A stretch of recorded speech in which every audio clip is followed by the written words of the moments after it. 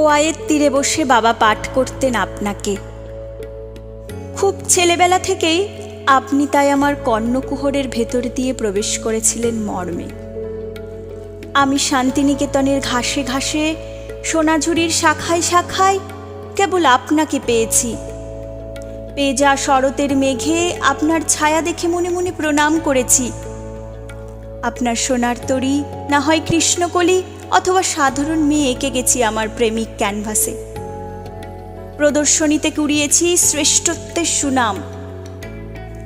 আমার বিদুষী মা আপনার ছবিতে মালা দিতেন রোজ।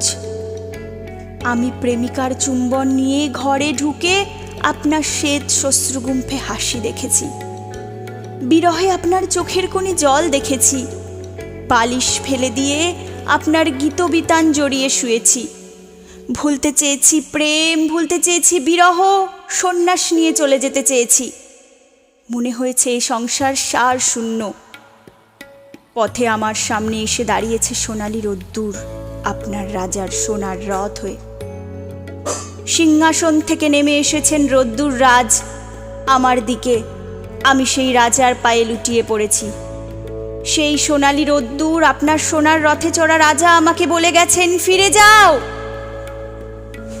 যে কিছু আনন্দ আছে দৃশ্যে, গন্ধে, গানে, তোমার আনন্দ রবে তার মাঝখানে।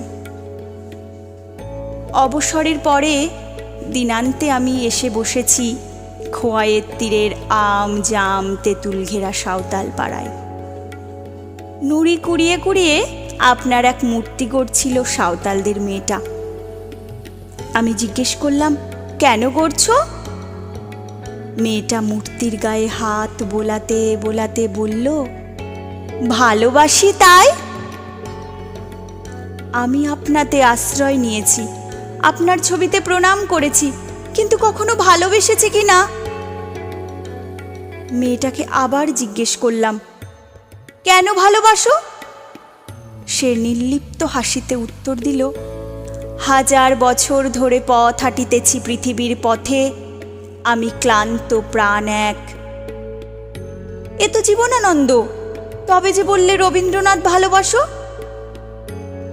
সে আবার অমন নির্লিপ্ত দৃষ্টিতে উত্তর দিল, রবীন্দ্রনাথের কাছে পৌঁছে দেখি সেখানে এক আকাশ আনন্দ নিয়ে বসে আছেন পৃথিবীর সব কবি। আমি আপনাকে মর্মে ধারণ করেছি এতদিন, কিন্তু ভালোবাসা শিখলাম এই প্রথম, এই খোয়াইয়ের তীরের এই আদি গুহা পাড়ায়। কবি, আমি আপনাকে ওই সাঁওতাল মেয়েটির মতো ভালোবাসতে চাই। কবি, আমি আবার নতুন করে আপনাকে গড়তে চাই।